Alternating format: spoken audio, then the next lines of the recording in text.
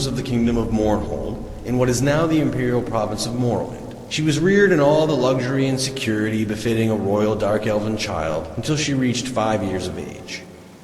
At that time, His Excellency Tiber Septim I, the first Emperor of Tamriel, demanded that the decadent rulers of Morrowind yield to him and institute imperial reforms. Trusting to their vaunted magic, the Dark Elves impudently refused until Tiber Septim's army was on the borders.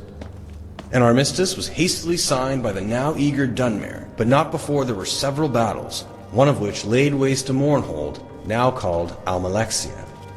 Little Princess Barenziah and her nurse were found amongst the wreckage. The Imperial General Symmachus, himself a Dark Elf, suggested to Tiber Septim that the child might someday be valuable, and she was therefore placed with a loyal supporter who had recently retired from the Imperial army. Sven Advinsson had been granted the title of Count upon his retirement. His fiefdom, Darkmoor, was a small town in central Skyrim. Count Sven and his wife reared the princess as their own daughter, seeing to it that she was educated appropriately, and more importantly, that the imperial virtues of obedience, discretion, loyalty, and piety were instilled in the child. In short, she was made fit to take her place as a member of the new ruling class of Morrowind. The girl Barenziah grew in beauty, grace, and intelligence. She was sweet-tempered, a joy to her adoptive parents and their 5 young sons, who loved her as their elder sister. Other than her appearance, she differed from young girls of her class only in that she had a strong empathy for the woods and fields, and was wont to escape her household duties to wander there at times. Barenziah was happy and content until her 16th year, when a wicked orphan stable boy, whom she had befriended out of pity, told her he had overheard a conspiracy between her guardian Count Sven and a Redguard visitor to sell her as a concubine in Rehad, as no Nord or Breton would marry her on account of her black skin, and no Dark Elf would have her because of her foreign upbringing.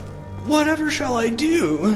the poor girl said, weeping and trembling, for she had been brought up in innocence and trust, and it never occurred to her that her friend the stable boy would lie to her. The wicked boy, who was called Straw, said that she must run away if she valued her virtue, but that he would come with her as her protector. Sorrowfully, Barenziah agreed to this plan, and that very night she disguised herself as a boy, and the pair escaped to the nearby city of Whiterun. After a few days there, they managed to get jobs as guards for a disreputable merchant caravan. The caravan was heading east by side roads in a mendacious attempt to elude the lawful tolls charged on the imperial highways. Thus, the pair eluded pursuit until they reached the city of Riften, where they ceased their travels for a time. They felt safe in Riften, close as it was to the Morrowind border, so that Dark Elves were enough of a common sight.